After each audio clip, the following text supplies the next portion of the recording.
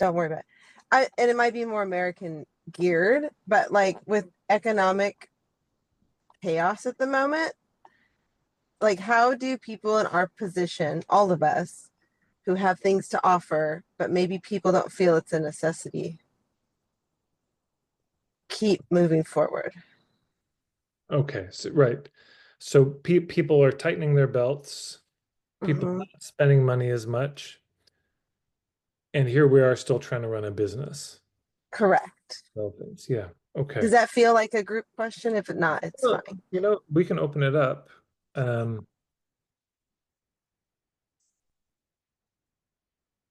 okay, so I'm just going to put this here in the chat, Emilia's question.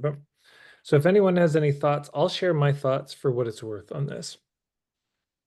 Okay. So consider this. I mean, there's going to be boom times, there's going to be bust times.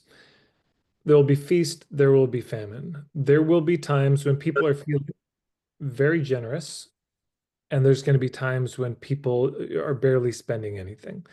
For what it's worth, none of you are alone. Most of my colleagues, even very high-end ones, are noticing that people are tightening. It's good to note that the reason that the belt tightens, it's not because of the amount of money people have. It's the direction of the wealth. If they feel like the money is diminishing, it's going down, they cut it off. Even billionaires suddenly feel like I don't have any money. But if you feel like money is coming in, suddenly you want to spend. So it's about the direction of it. That's important to know. But then what do we do when it is a downturn and people are tightening? The first thing is to acknowledge there's limits to what we can do. There's only so much we can do. There's no magic formula. There's no spell we can cast where all of a sudden everybody's spending money again. In these times, these 7 fundamentals become even more important. It's like they mattered before, but dear God, do they ever matter now? Um, People are only going to spend what they're going to spend. But you can see when times get tight how important these are. Because consider, your clients, right? The people or the people who might become your clients, better yet. If you have no space to focus on your business, this just knocks you out of the running right away because you're not able to keep up. You're not even going to spend time on marketing. Your customer service is probably failing. That can just eliminate you from the running right away. If your ethics are dodgy, now the belt is tightening. And so they're a lot more suspicious. They're a lot less likely to, they got more reason to be suspicious and not trust. But the niche is one of the big ones. This is why I harp on this, is for moments like this. If you're saying, I help everybody with everything, and that's your approach, you are absolutely the first thing that is cut from their budget. If you are not helping them with an urgent problem that they really need help with, now they might cut you anyways, but the people where it's like, oh yeah, I'm just kind of a general life coach, I'm a general holistic practitioner, and I do a lot of things, gone. Why? Because they can't justify it. When they had some extra money, they kind of loved supporting you. The massage felt good, the coaching sessions felt good. It wasn't necessarily solving all their problems, but it's helpful. Without a clear niche, meaning without for a service provider, if you don't have a clear island A that is urgent and an island B that's urgent, gone.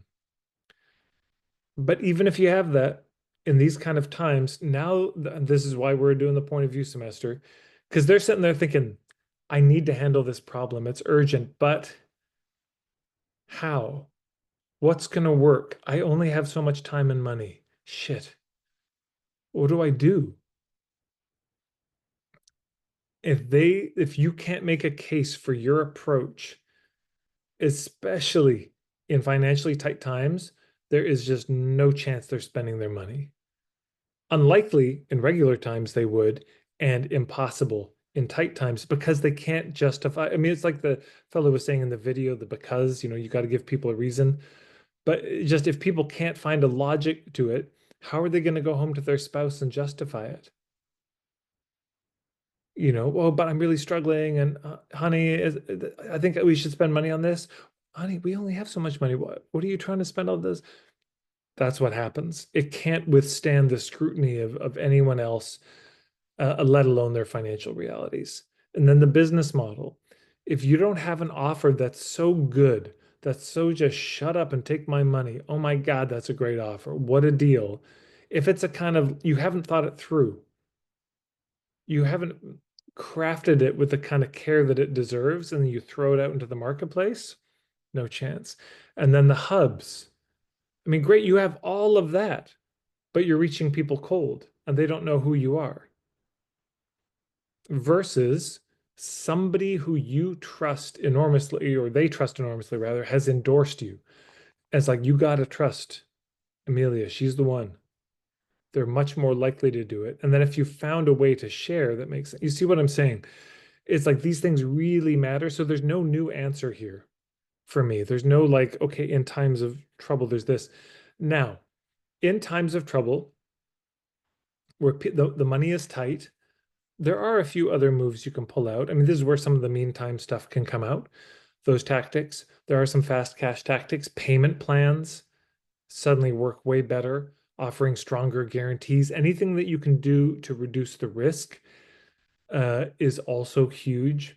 If you go to marketingforhippies.com/risk, you'll see a whole essay I wrote about this. I think I've got a playlist on risk on YouTube. But anything you can do that makes it safer for them to try is going to make it more likely they buy. So that would kind of fit in the business model thing. But it's all of those together. And then, sometimes it just doesn't work. But this is where the scrutiny of economic hardship really, it can be one of our best friends, because suddenly it's like, okay, I can't afford to flail around so much. I've really got to be strategic about this. I've got to think this through. What are my weak points in this? And then at least it maximizes the chances you have. It's going to give you the best odds. There's no guarantee, but better fighting chance with all of those 7. And of course, if there's any way that your business ties directly into the financial hardship and helping them deal with that, that will, of course, be immediately appealing. So I don't know if that helps, but those are some initial thoughts on this, and I see some more in the chat. Let me just quickly scan. Oh yeah, so adding pink spoons to lower the risk, certainly. Right. Yeah. Tasha pointing out people's problems don't just disappear. If anything, they increase in tough times. I'm hoping that reducing the risk for people, being able to demonstrate and evidence how I help people solve their problems, but showing up consistently will help me through. Ethics feels more important now than ever. People need to feel that they're in safe hands. It's so huge. Jan said, some or many of our services are even more important when the back's against the wall, because they need to be healed, healthy, regulated, etc., to make their way in a difficult world. Yeah, often this is the case that we make. But again, you can see why this approach of, look, whether or not you hire me, this is important to handle, becomes more important, because otherwise, right, people are already, their nervous systems are jangled. And then if we come at them desperate, like, hiring me is more important than ever, you need to hire me to help, that now it's going to land as an extremely high pressure pitch where our desperation meets their desperation, and it's not a good combo. And try to see if there's anything else. Yeah, Liz said, what I'm trying to do, get super clear on niche and why it's important for them to get help right now. Yeah. And then get my mindset really clean and not being attached to getting clients, and getting my mind out of their wallets to let them make their decision that are best for them right now. Which is why for all of you, I would urge you, get a signature workshop. Just as service providers, this is kind of, because it puts you in front of a bunch of people. You get to make your case. Here's maybe the last thing I'll say on this, and thank you everyone for your fantastic thoughts. is the work that you do now may not pay off now, but it may pay off later. Like you might do a bunch of signature workshops and money's so tight and people aren't buying now. But later, when things improve, you might then be one of the first things they spend money on. So there's also a bit of a long game. And then there's just dumb luck and, may the mercies prevail in all of your cases. So thank you for the question. It's a great question. Thanks, everyone. Yeah, I think I was thinking about trying to just do more like free and pay what you can events and just sort of, to at least do my part in helping. So thank you. Thank you, everyone.